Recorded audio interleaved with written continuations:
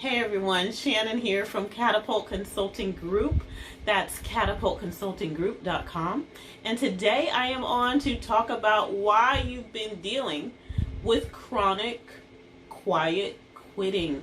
Now, I know that you have probably assessed and reviewed and strategized about your interview process. I know that you have looked at your onboarding process. I know that you probably have got a really solid recruiting process.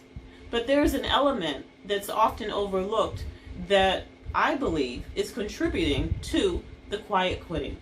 Now, again, you have all the other things down. You've looked at all of the reasons and all of the things that could cause the chronic quiet quitting.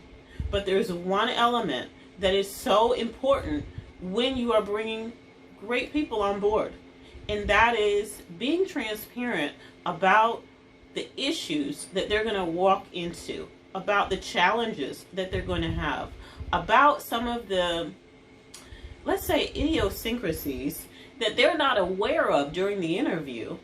But when they step into the job, it's like, wow, okay, all of this was going on. Because when that occurs and when there's a lack of transparency as it relates to what's expected in the position and what types of things they'll be dealing with and the challenges and level of challenges that they'll be dealing with, or some outlying issues that they're going to have to wrap up, it really is almost a little bit, you feel like you've been deceived when you walk into that position, even if you've asked the right questions.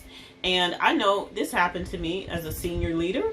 I was interviewed and recruited into this particular position, but when I said yes and stepped into the role, oh my goodness, there were so many things that I honestly could not even imagine when I stepped into that position that needed to be addressed, that needed to be fixed. There were some outlying legal things that the organization was going through that I was going to be the primary liaison with. And so when I got into the position, I almost felt like I had been duped a little bit because there was a lack of transparency. And again, if you've watched any of my videos, you have probably heard me say that transparency is necessary for trust. Doing your employees a favor and letting them know the landscape of some of the things that might be not so enjoyable about their position or challenges that they're going to be facing that were left from the previous person or any reason is really a good idea to share with them. And I will say this, if you all have not figured it out already, Generation Z, I mean, they're not going to have it. They're the main generation that is quiet quitting. And so if you are presenting the job in a certain light and you are not mentioning some of these outlying challenges or some of the idiosyncrasies that they're going to have to face in their job, then you can expect that they will not stick around.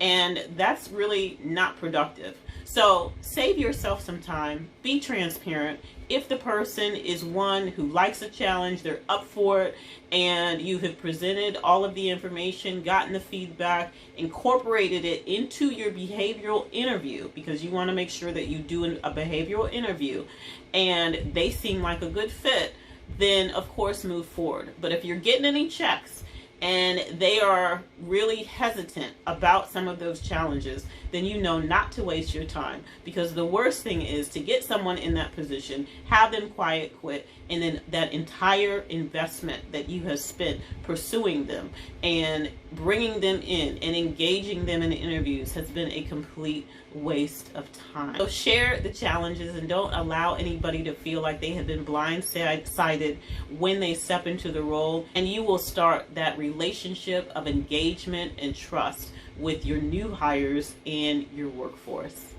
All right, this is Shannon with Catapult Consulting Group. I will see you on the next video. Have a good one. Bye.